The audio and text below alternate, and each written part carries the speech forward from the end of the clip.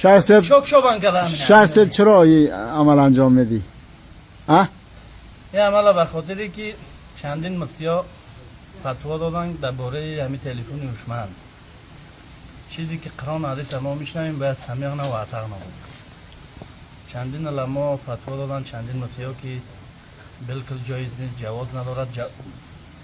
چیز شنیدیم، تجربه هم کردیم که چقدر آره احساس میشدی شخص که یکم ارگان بند میشد باز شروع میکردی؟ بند شده، ولایت بند شده، دیگه ولایت ها هم اگه بند کردن، شاروالی بند کرده، دیگه تنها ریاست ما مونده که انشالله اول شروع شخصا میکنم. به خاطر ریا و کام شرط طلبی را میکارا نمیگیرم، این ضرورت بر ریا را نداره.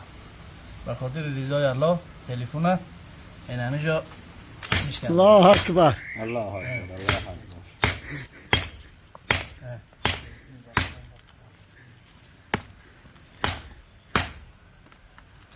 آیفونه؟